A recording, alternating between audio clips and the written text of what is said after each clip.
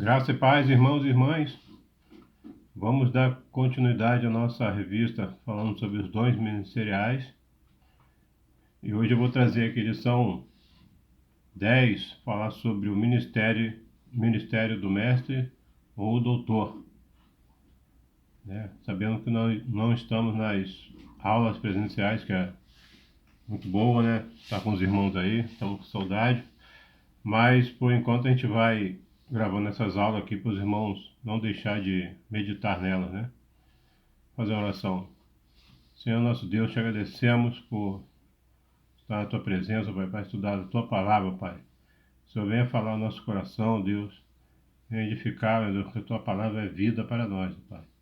Cada um que está ouvindo essa palavra aqui, Pai, essa lição, meu irmão pode ser tocado por ti, Deus. Cada um de nós, Senhor, venha fortalecer, nos ajudar diante desse momento que estamos vivendo, Deus, e que possamos estar juntos logo que puder, Pai. Em nome de Jesus, Pai. Abençoa a tua igreja, Pai. Te pedimos, Deus. Amém. Então, essa lição aqui, 10, vai falar sobre o ministério do mestre ou doutor. O texto áureo diz assim: de modo que, tendo diferentes dons, segundo a graça que nos é dada, se é ensinar, haja dedicação ao ensino. Romanos 12, 7. Verdade prática diz: os vocacionados por Deus para o ministério do ensino são, por ele, chamados para edificar a igreja de Cristo. Está relacionado como um dos dons, né? Pastor, profeta, aí vai o mestre, né? E doutor. A leitura bíblica em classe, ela está em Mateus 7, 28 ao 29, Atos 13, 1, Romanos 12, 7 e Tiago 3, 1. Vou começar por Mateus 7. E aconteceu que, concluindo Jesus esse discurso, a multidão se admirou da sua doutrina, porquanto ensinava com autoridade e não como os escribas. Atos 13. Na igreja que estava em Antioquia, havia alguns profetas e doutores, a saber, Barnabé e Simão, chamado Níger, e Lúcio, Cirineu e Manaém, que foram criados por Herodes, o Tetrarca e Saulo. Romanos 12. De modo que, tendo diferentes dons segundo a graça que nos é dada, se é profecia, seja ela segundo a medida da fé. Se é ministério, seja em ministrar. Se é ensinar, haja dedicação ao ensino. Tiago 3. Meus irmãos, muitos de vós não sejam mestres, sabendo que receberemos mais duro juízo. Então, tem aqui um conjunto de versículos, né, da Bíblia, que ele vai chamar para uma responsabilidade, né? Pelo que nós estamos vendo aqui, está mostrando em Mateus que, além de Saulo, tinha outros sábios na época, né? Barnabé, Simão, Lúcio, Cireneu, uns criados até com o rei, que era o Herodes na época, né? Um criado até por ele, e Saulo estava ali no meio. Saulo foi um grande pregador, um grande filósofo também, né? Da época, cheio de instrução, responsável pela divulgação do Evangelho em toda a Europa. E Paulo estava no meio de pessoas muito sábias. E o Romanos 12 fala sobre a distribuição, de modo que, tendo diferentes dons, segundo a graça que nos é dada, se é profecia, seja ela segundo a medida da fé. Quer dizer, para você profetizar, você tem que ter fé, você tem que ter convicção do que você está falando, você tem que ter a fé em Deus, né, a qual você processa. E se tem o ministério de ensinar, que haja dedicação. Ela já chama a responsabilidade para a dedicação, né? Que você não pode ensinar qualquer coisa. Eu estava inclusive hoje de manhã eu estava no sacolão, tinha um rapaz querendo evangelizar um outro funcionário, estava arrumando verdura, mas se você não tiver uma sabedoria para evangelizar, fica uma conversa meia, vamos dizer, conversa fiada, né? Que chama, né? O rapaz estava querendo dizer querendo passar que Abraão queria matar o seu filho. E falando da maneira que o rapaz estava escutando, você, mas matar o filho? O que é isso? Ele entrou no meio do assunto, né? Não soube explicar. A nossa fé de hoje em dia é a mesma que Abraão. nosso costume é mesmo daquela época. Então o rapaz ficou com a fé confusa e falou: mas hoje o mundo, a gente vive aí 50 anos, 70 anos, e olha lá. Os homens na época de Noé viviam 600 anos. E você fala assim, o cara falou: mas aí, tanto tempo assim, então, aí vai lá em Gênesis que você vai ver. Aí eu estava olhando aquela conversa ali, retalhada, né? Sem nenhuma, sem nenhuma motivação para que aquele homem ali que estava escutando aceitasse o Evangelho, tivesse curiosidade de ver a Bíblia, de estudar, de aprender, de se converter. Então, o que ele estava propondo para o rapaz ali? Se você aceitar, você vai ver 600 anos? Não é assim. Então, a, a fé, ela tem que ser.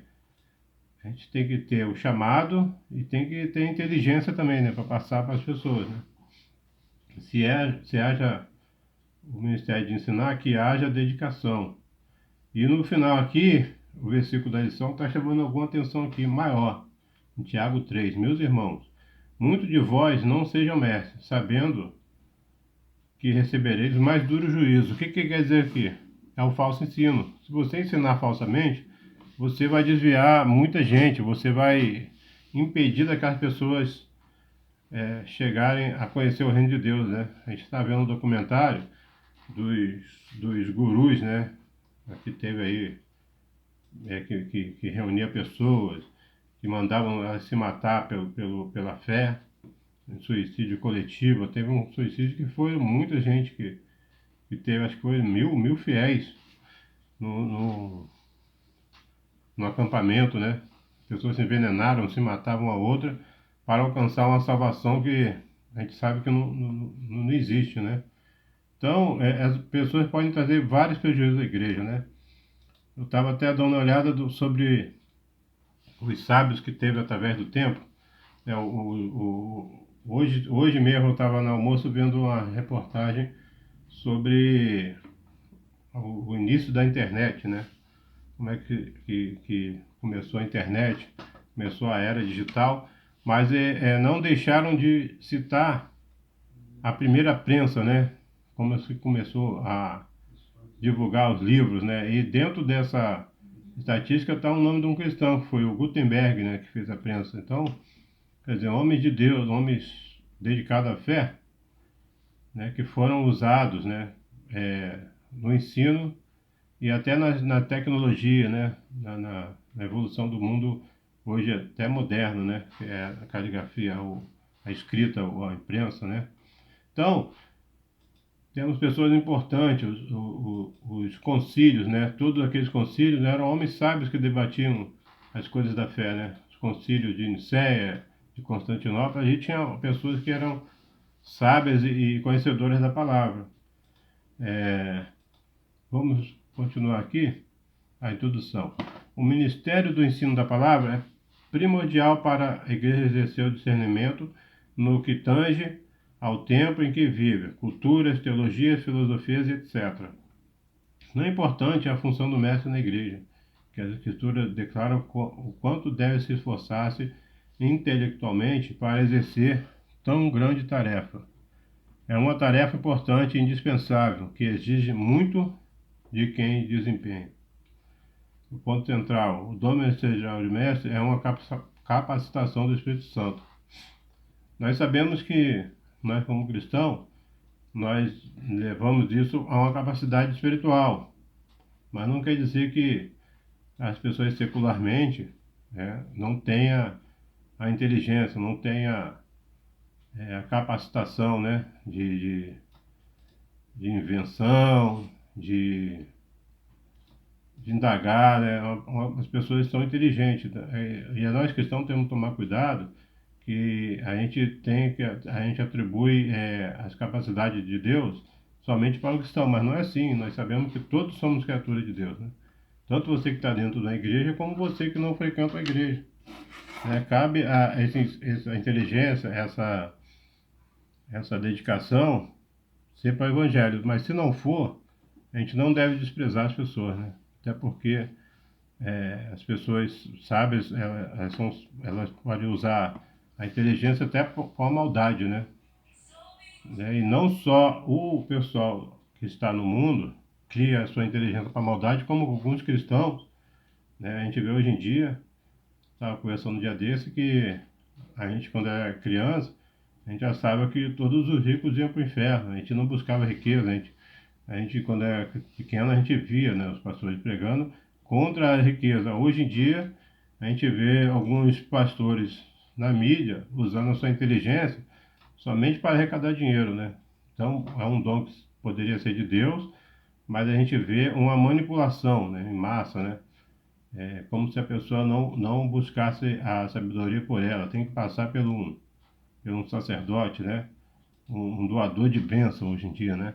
Então as pessoas podem usar o dom para até fazer uma maldade, né? Para até fazer uma astúcia. Jesus, o mestre, por excelência, o tópico 1, o mestre da Galileia. Doutor incomparável, percorria Jesus toda a Galileia, ensinando nas sinagogas, pregando o evangelho do reino. No ministério terreno, seus sermões, ensinos, discursos eram inflamados pelo amor às pessoas, diferente dos escribas. Eles ensinavam como quem tinha autoridade. A verdade emanava da pessoa de Jesus. Os que ouviam só tinham duas opções: amá-lo ou odiá-lo. Era impossível ouvi-lo e ficar indiferente. Jesus transtornava a consciência do acomodado e aquietava o coração do perturbado. Né? Essa palavra aqui, autoridade e doutrina, queria dizer, é um ensinamento pessoal, um ensinamento com mais humanidade, né? Com a pessoa que falava, não com frases declaradas, frases programadas, que os fariseus, eu imagino os fariseus da época como as rezas hoje em dia, né? Aquelas rezas ali todas certinhas, você seguia todas aquelas regras, você estava salvo.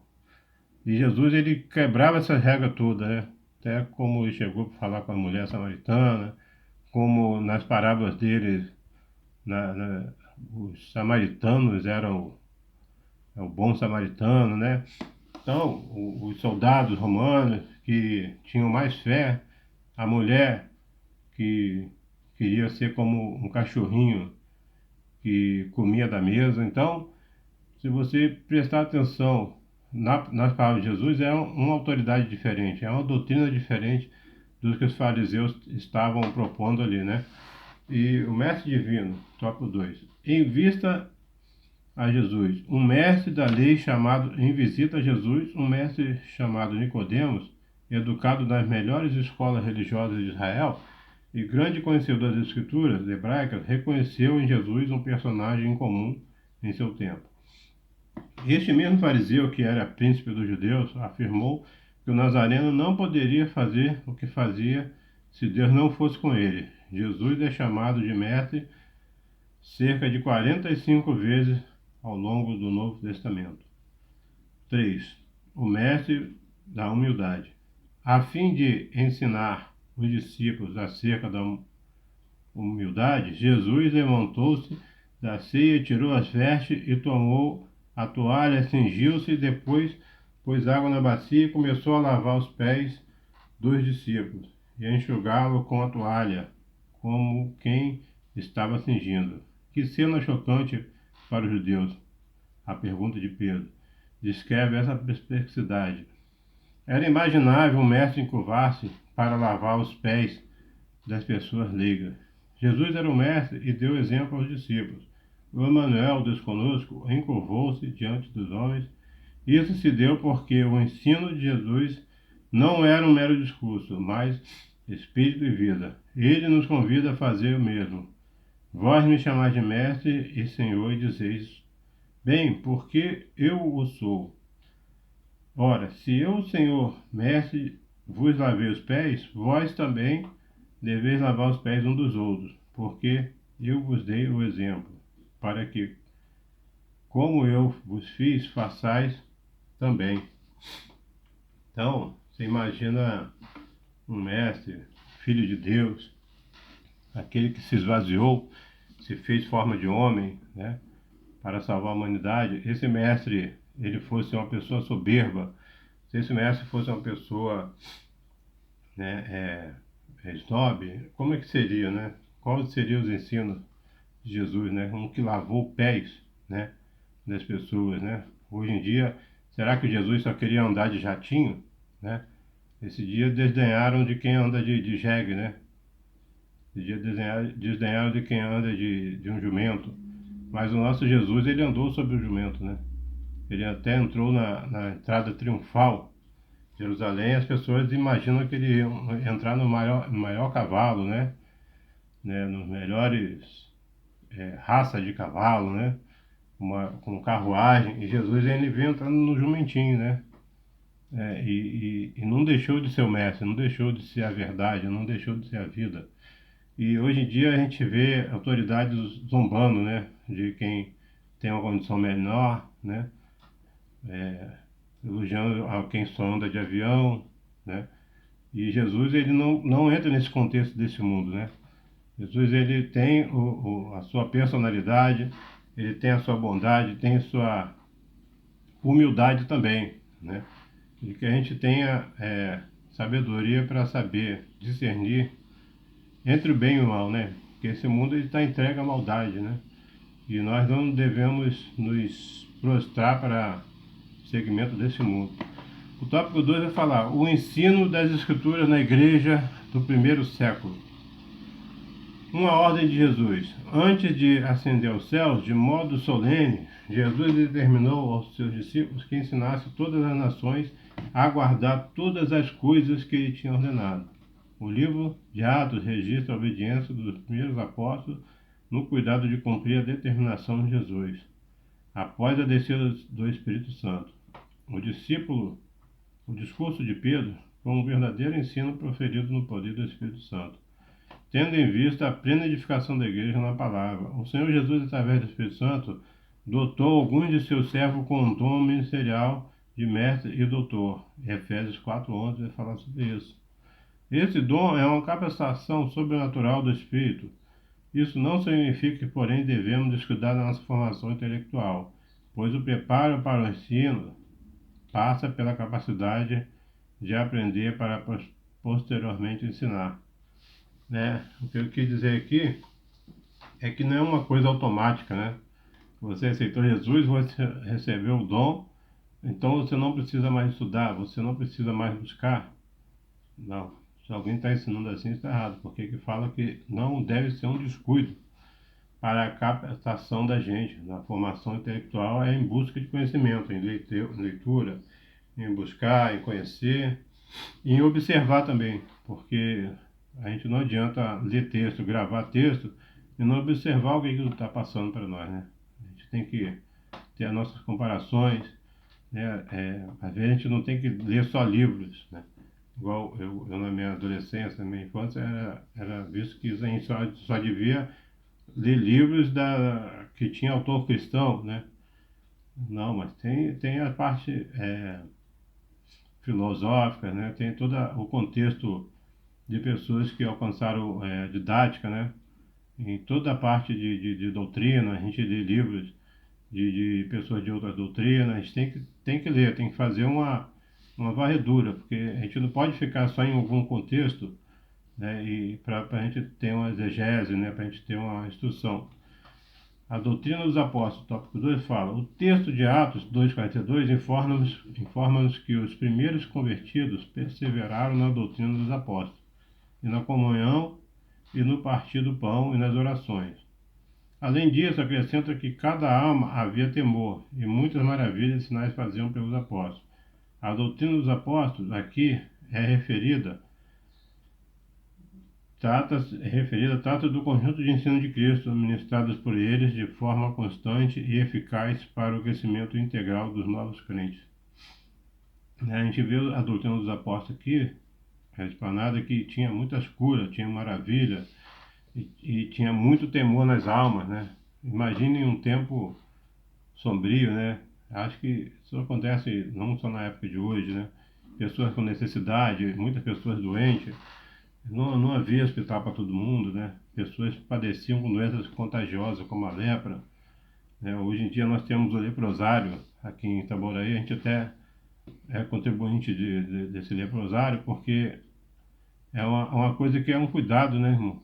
Um cuidado que parece que o governo não entra nesse cuidado. Então, as pessoas elas se inscrevem para fazer doações, né? Porque ali funciona um serviço humanitário muito legal, né? Se a gente vê, antigamente não tinha isso, desprezava as pessoas, a pessoa tinha lepra, era jogada à própria sorte. Hoje em dia temos esse cuidado, né?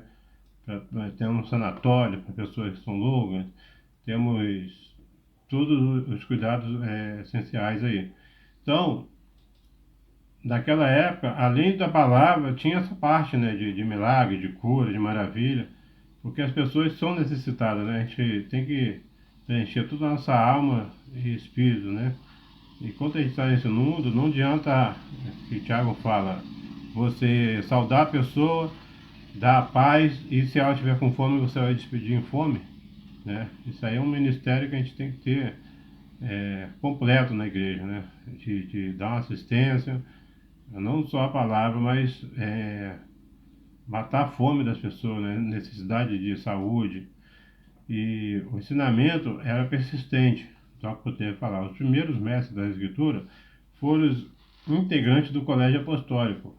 A igreja começou nas casas onde o ensino era ministrado a pequenos grupos nos lares, falando aos anciãos de Éfeso. O apóstolo Paulo mostrou-se como um verdadeiro mestre e ensinava publicamente e pelas casas, testificando tanto aos judeus como aos gregos a conversão de Deus e a fé em nosso Senhor Jesus Cristo.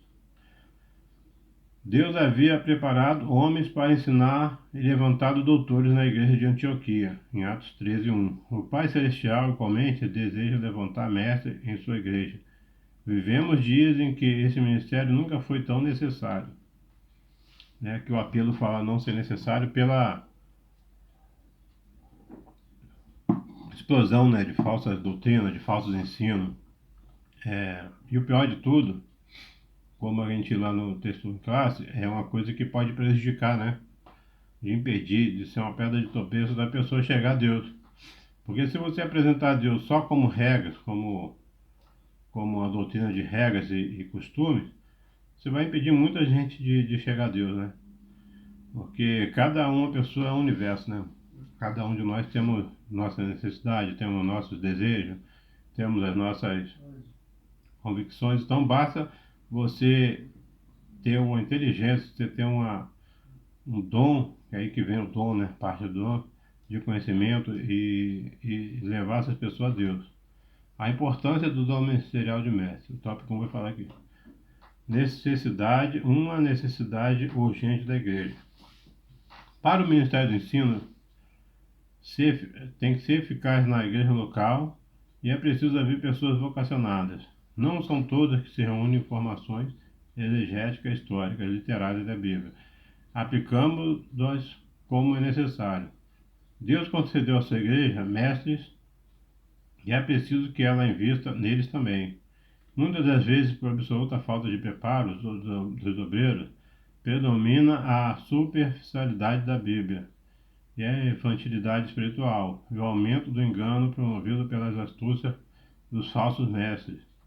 Esse dom do Senhor é para a igreja amadurecer em todas as dimensões da vida cristã, ao mesmo tempo em que desmascara os falsos ensinos.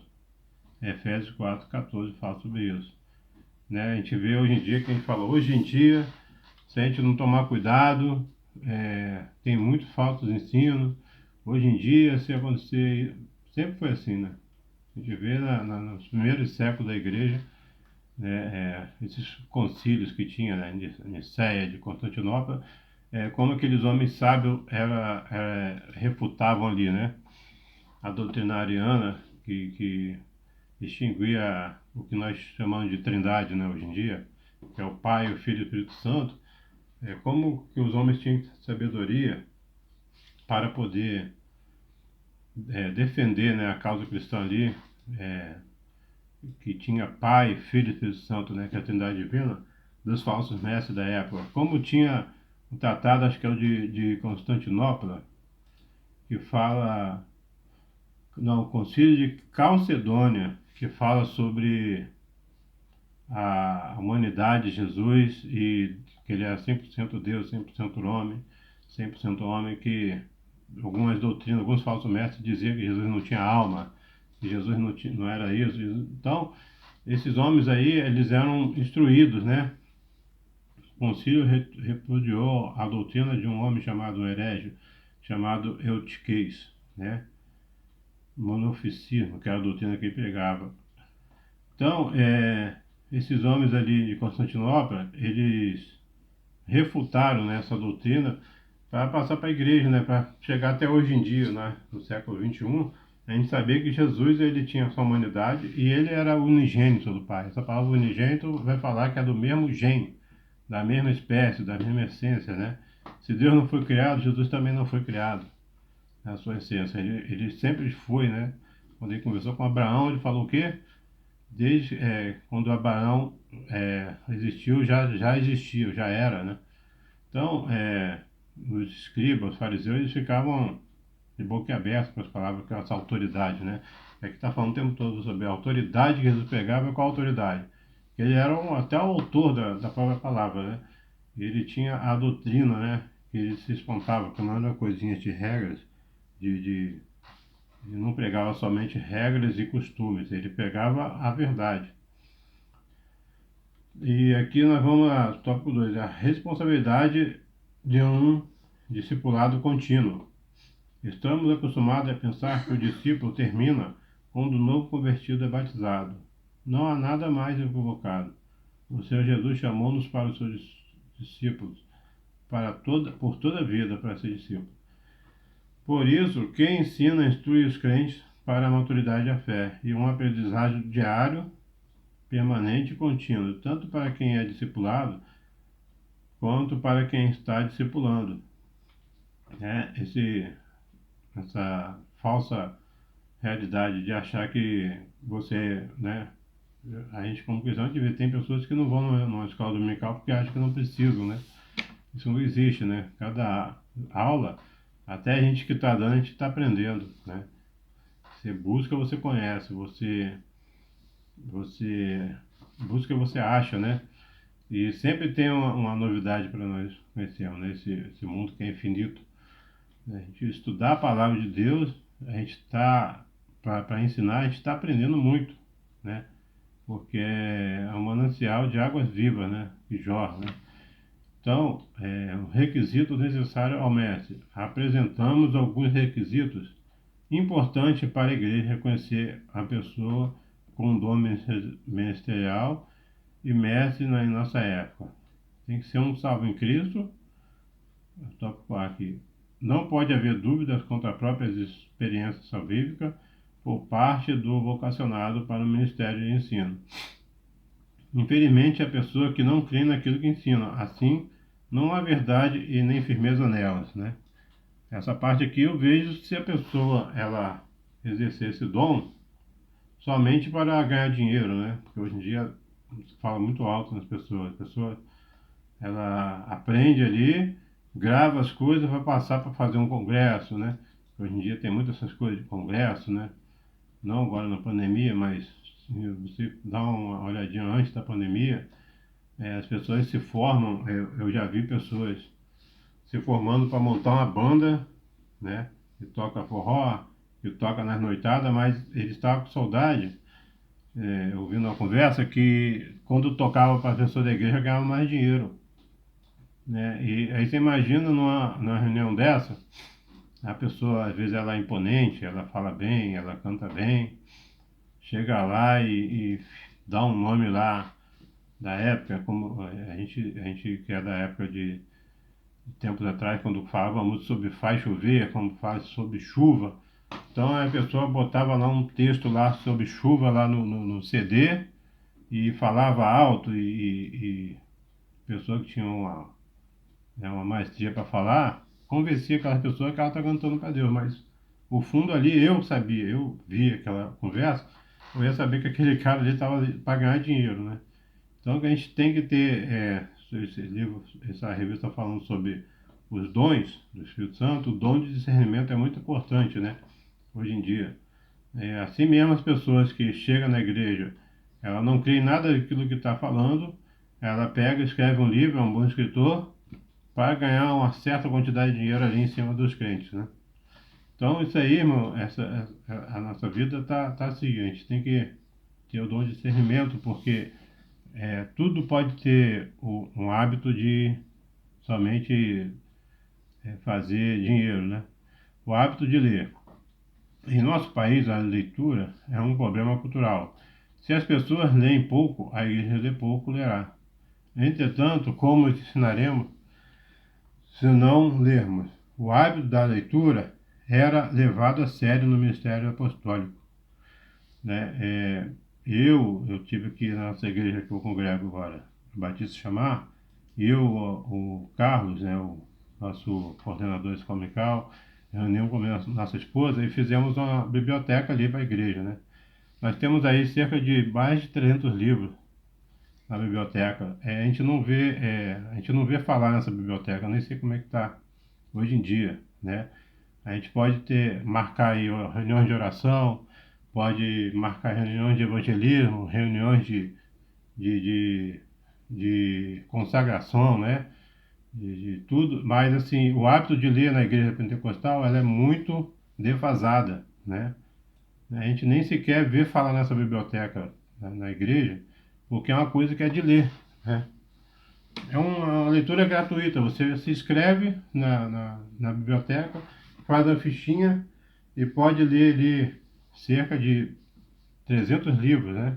Bons, novos, livros novinhos, né? Mas que os irmãos, que os nossos líderes, né, atuais também possam ter esse declínio, ter essa firmeza, né?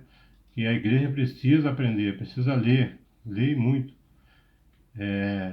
Tópico C que vai falar, preparo intelectual.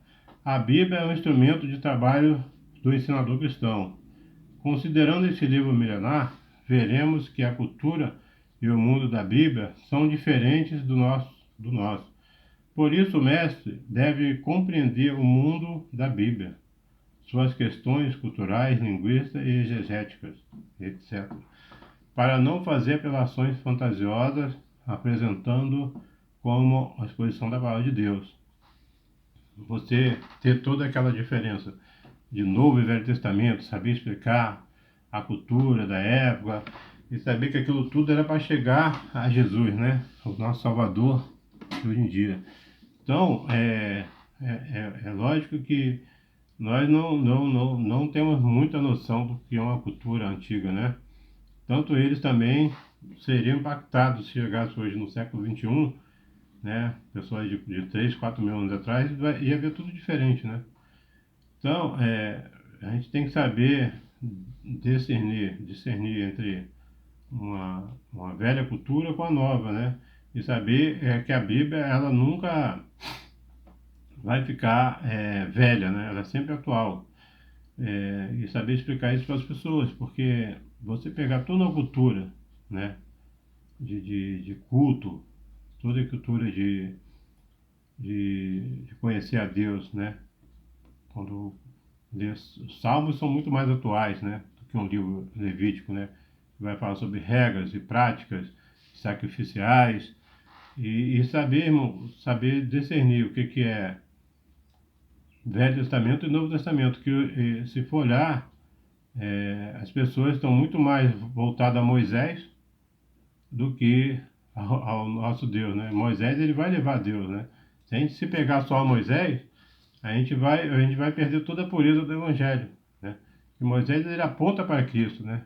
E Cristo é superior a Moisés, né? Então, a gente tem que romper essas barreiras, né? Testamentárias. D. Um coração em chamas. Martin Lloyd Jones dizia que a verdadeira pregação era a teologia em fogo. É a vontade de Deus que o vocacionado ao ensinar utilize os avanços das ciências bíblicas para pegar a palavra de Deus na força do Espírito Santo. Precisamos alcançar as mentes e o coração dos nossos dias.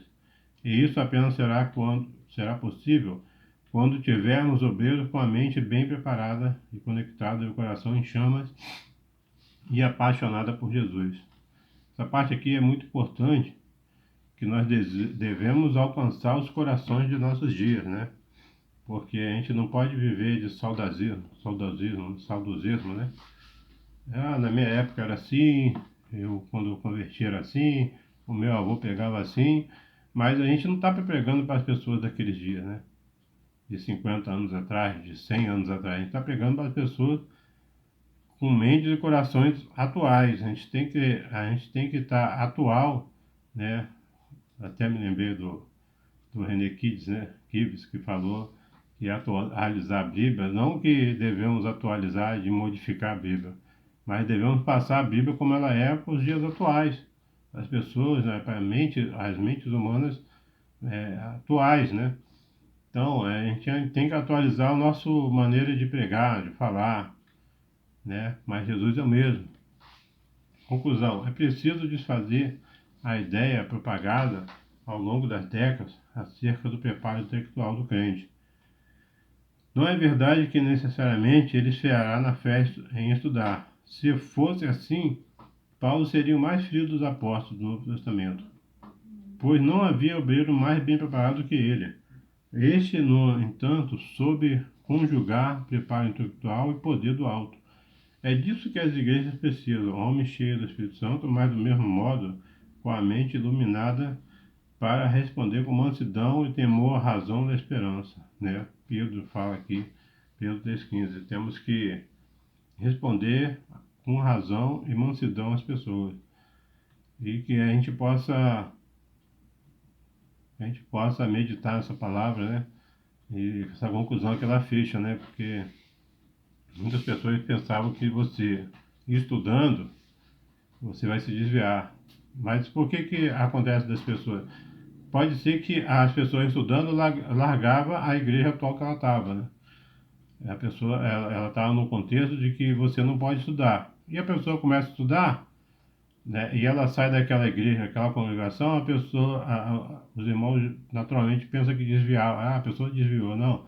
Mas a pessoa, se ela estudou e tem uma permissão, né, que diga para estudar, ela não pode ficar na igreja que não apoia o estudo, né? Então, naturalmente, essa pessoa ia para uma igreja que apoiava a pessoa a estudar, a pessoa ter um intelecto apurado, né? Então, a gente vê aqui tipo um preconceito de irmãos, né? De um irmão que começa a estudar, de fazer uma faculdade. Antigamente era um pecado fazer uma faculdade, né? Não sei se os irmãos pegaram essa época aí, de 30 anos atrás, era estranhar, era vida com estranheza, né? Ou aquele pessoa vai fazer a faculdade e vai se desviar. Quem pegou essa época aí, eu peguei. E a gente vê que não é nada assim. A pessoa que estuda, ela vai abrir o intelecto, ela vai abrir a mente e ela vai pregar. Tem até um filme que a gente vê, né? Deus não está morto, né? Tem até fizeram 2 filmes, né? Dessa sequência, né? De um jovem na faculdade, professor ateu. Ele não foi abalado a fé dele, né? Ele lutou, ele proclamou a palavra em meio a pessoas que não acreditavam. E se sua fé é firme, nada, nós somos como o monte de Sião, que não se abala, mas permanece para sempre. A gente não gosta de falar esse versículo, né, irmão? Então, irmão, que a gente possa ter o cuidado, né, em pregar, em falar, porque as coisas de Deus são uma coisa muito séria, né? E que a gente não vem fazer misturas, né, do evangelho com as coisas desse mundo, porque a palavra ela é pura, ela salva, ela limpa, né? Nessa pandemia a gente tem vendo aí muito culto online, né? Essa aula está sendo online, né? Não é só porque é online que não é de Deus, né? Então tem que fazer diferença. Porque muita gente pensa que você está em casa estudando, cultuando, você está indo contra Deus. Nós estamos na pandemia, né? Uma trágica linha de mortes aqui no Brasil. E você está estudando em casa, você está falando em casa, você está vendo o culto, assistindo em casa, é mais do que uma é, sanidade, né? Você está são, você está com a mente são, porque a gente sabe que em qualquer lugar tem contágio, né? A gente tem que fazer o máximo para poder ter responsabilidade, né? E que os irmãos possam ouvir essa palavra e qualquer dúvida, qualquer comentário pode fazer aí que a gente responde aí vocês. Então, vai ser lançado no YouTube, né? E os os irmãos possam estar à vontade para falar e estamos aqui para ajudar. Na paz, irmão. Boa semana aí.